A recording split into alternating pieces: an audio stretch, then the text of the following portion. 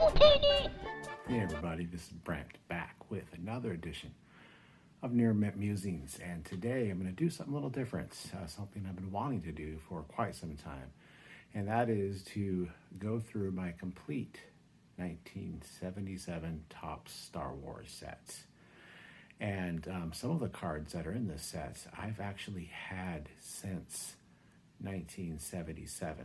That's right, this is a set that I've had since not in its completion, but many of the cards started back when I was just a mere 5-year-old. And my dad took me to see this movie and saw this for the first time appear on the screen. And oh, buddy, did it change me. It's the first movie I ever saw, so why not start with Star Wars, right? So I'm going to go through my binder and just talk about the set. And really probably just going to reminisce, wax nostalgic, and just talk about the pure amazingness that the original Star Wars means to me, and I know it means much to many of you out there, and also for the next generation, the younger generation that haven't been able to maybe experience what just the pure organic joy that it was to see Star Wars for the first time, and then everything that came with it, the cards, the toys, just the culture that was completely born back in 1977. Hopefully this will stir up some of those memories and also bring some new information and memories to the younger generation that have grown up with Star Wars since. So, all right, so I'm going to turn the camera around and let's start looking at some cards. All right, so here we go. We are going to take a look at the 1977 Star Wars Topps sets. As you can see, here we go. An iconic card of its own. Number 1, Series 1. Luke Skywalker. That's the card we all wanted to get as kids and the person we wanted to be. And that's the card right there. My goodness. So there's going to be a part 2 to this video where we're going to look more into this particular card and a little more in depth. I think you're going to enjoy that one. So this is Series 1, blue border. This is where we basically just kind of introduce everybody to the main characters. You know, Princess Leia Organa. I don't know if a 5-year-old boy can have a crush, but he sure did. My goodness, I'm sure a lot of other guys did too. Princess Leia, just wow, right? Obi-Wan. The villainous Darth Vader. Grand Moff Tarkin. Rebels defend their starship. So this was Series 1, blue. Here's the back. Sorry about the glare. Here's the backs of them. About 60%, maybe 70% of the cards were going to be a puzzle you could put together. Again, there were 5 series. Each series had a different image that you could put together. There were 66 cards in each series. This is Series 1, and the artwork for this one is really unique. It was actually done by a Topps artist. I'll show it to you here in this cool display poster. This is what this puzzle would make. Okay.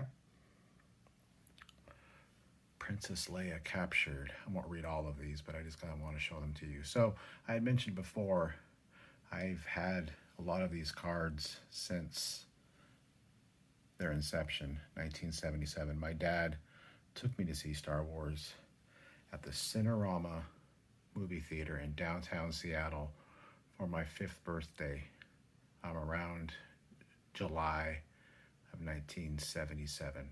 Star Wars originally came out May 25th, 1977, and this first series of cards coincided with that. Fun fact about these cards is that Topps almost didn't make them. Donruss, believe it or not, in their very limited scope of cards that they were doing at the time, had the first shot. And that was because Donruss was part of the Kenner toy family. That's right, the Kenner toy family that made the Star Wars toys that we all adored and loved and played with. Donruss was owned by them. But Donruss passed.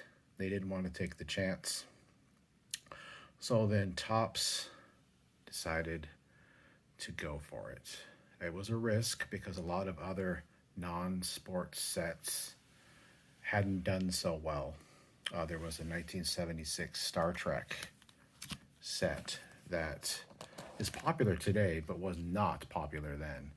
And they thought it was a risk to do a sci-fi movie series of cards. But they were convinced and they went for it. And obviously, they don't regret that for a moment. So I'm just kind of briefly going over some of these, and you can see there's more now scenes from the movie, as opposed to just kind of character shots. So yeah, 1977, went and saw this for the first time when I was 5 years old. There were 5 series of cards. Well, here's the backs of the ones that aren't art. They just have movie facts, like they're going to be behind the scenes productions, and then you're going to have story summaries. So it's basically telling you the progressive story of Star Wars, in case you wanted to read it instead of seeing it. You can tell this movie, the puzzle right here, this is actually the famous cockpit scene from the Millennium Falcon. The trash compactor. This was another one of my favorite cards when I was a kid. I loved Stormtroopers when I was a kid. Actually, another nostalgic fun story is after my dad took me to see this movie, the next step was was a little store that we had at the time in the Pacific Northwest called Ben Franklin. It was like an arts and crafts store, but it also had a kick-ass toy department. And he took me there, and I bought my first figure, which was a Stormtrooper. Some more scenes from the movie. So we're about to get, I've got a few more of Series 1. Again, 66 cards in the series. And they originally just thought they were going to make one series. They didn't know how popular the movie was going to be. So you also introduced the actors' names, who played them. Mark Hamill, Peter Cushing.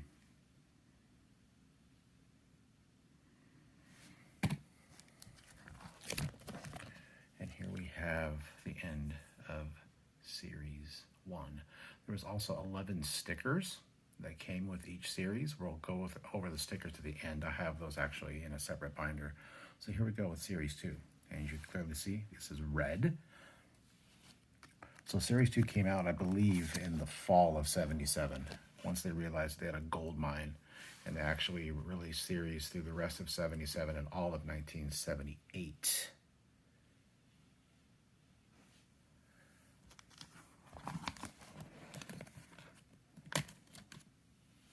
Let me just look at that. Look at her. All right. But look at the quality of these cards, too. I mean, like I said, I had most of these growing up. My dad collected a lot of these, and I inherited the set. But I fondly remember opening packs with my dad and just looking at the pictures. And just, I remember I would have some of these cards in front of me, and then when I got more of the action figures, I would try to reenact the card or the scene from the movie that the card conveyed. I think I went and saw Star Wars one more time with my dad, I think in late fall or winter of 77. He took me to see it again. Blue Milk with Uncle Owen and Aunt Beru. The Tusken Raider. Those were victoriously brought back in season 2 of The Mandalorian. Love to see those guys again. Big fans. Another iconic picture right here. Sweet shot. So this is Series 2 in red.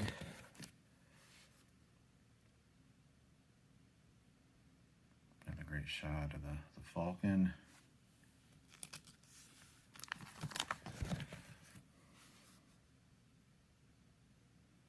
And then here we go into Series 3, which is designated with yellow.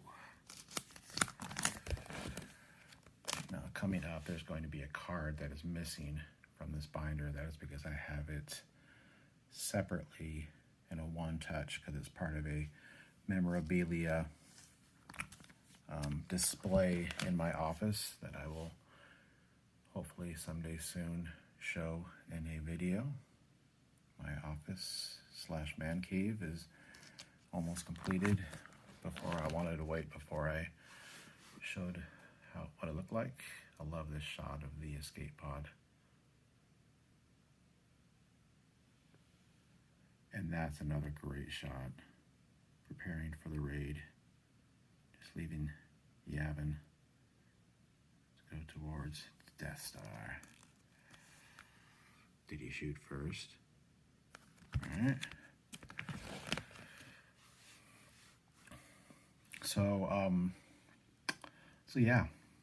This was just, and I love this too, any Stormtrooper cards I was a big fan of as a kid.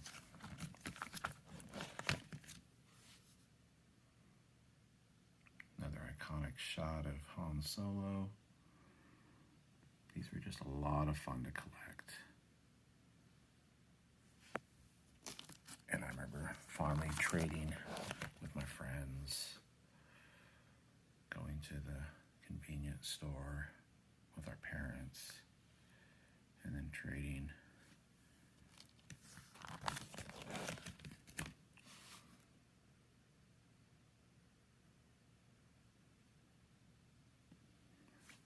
Here's the missing card because it shows right there. The reason I have that one separate, I'll show that to you. This is just a gorgeous card, the artwork, Lord Darth Vader. This is a card that I would like to get graded sometime. And actually a lot of these cards that I'm showing you are pretty stinking good quality. I mean, if I was smart and if I was a submission guy, I probably would send more in. But that's where that goes. Lord Darth Vader. Just a beautiful card. Beautiful card. All right, let's get this party continuing to go. We are now into Series 4, green. See, they kind of are not running out of ideas, but they're kind of just tweaking some of the cards you saw before. Slightly different pose with a different caption at the bottom. And yes, you know it had to be brought up. The C3PO Series 4 card. This is the safe for work version. This is actually the rarer of the two. And for those of you who don't know what I mean, it's this card that is the unsafe for work version. The goldenrod error, as it is affectionately known as. This is actually the less rare of the two, but obviously, you know, for all of us who are mature and not juvenile, this is the one that you search out for. So, yes, the goldenrod version and the regular version. The before Jar Jar version and after Jar Jar version. Probably the most iconic card of the set for some, for many, sought after, known about. If you don't know much about Star Wars cards, if you don't collect them, a lot of people will know about that card. Dark Lord of the Sith. There she is.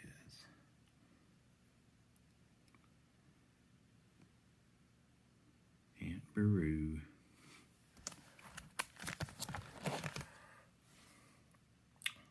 So this is Series 4 in green. 5, you can see they're just using different shots of the main characters and actors. And some other movie shots that they haven't used yet. I'm a big fan of this one. Stormtrooper, Tool of the Empire, Soldier of Evil.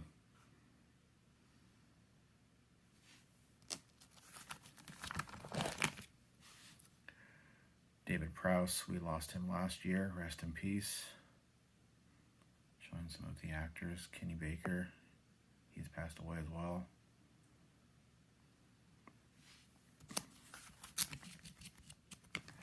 And then here we begin the final series, Series 5. Now when we get to the Orange series, the last series, you're going to notice that they started using some production behind the scenes photos you'll be seeing here in a moment.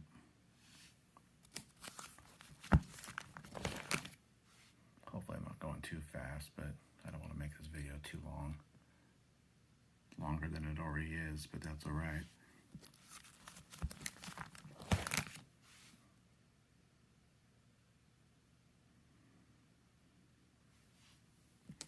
So much nostalgia, and just takes me back. That's what it's all about, right? For any card. This is where they start doing the behind the scenes production sets, cards, the makeup, the costumes, the special effects. Look at that.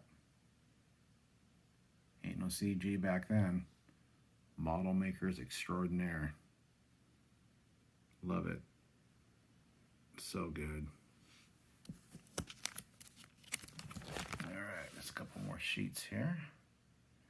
So, tell me what you think. Here's they're practicing their lightsaber fight, the rehearsal. David Prowse and Alec Guinness, their famous Darth Vader, Obi-Wan lightsaber duel. Tell me what you think. Do you have these as well? What are your memories of Star Wars? Now, I'm talking about the original Star Wars, not the late 90s version where they inserted some CGs.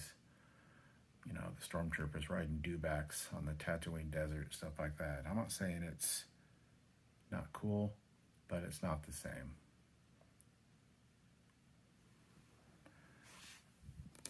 Look at that. There's Sir Alec Guinness and George Lucas. George Lucas looking like he wants to be in the movie. Alec Guinness, like, what did I sign up for? You know, actually, that's kind of true. I mean, he was obviously Sir. He's been knighted. He was kind of a big deal back then. I'm going to sign up for this crazy space movie. But he did it.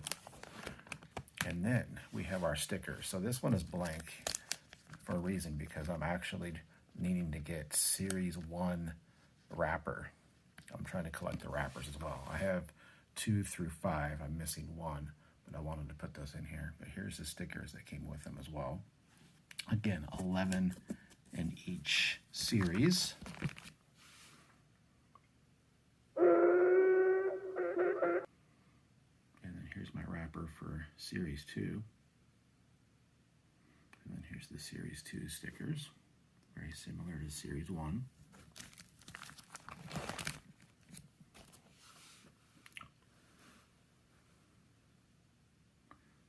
Space shots, and then here is Series 3 wrapper. And now they changed the style to kind of go to kind of a film strip type of look.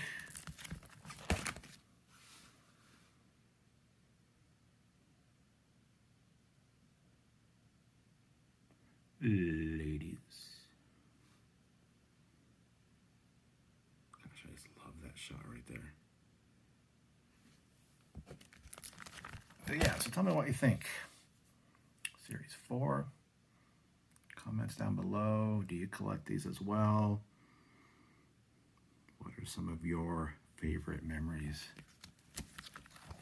of Star Wars? Original Star Wars, current Star Wars. It's all good. And Series 5.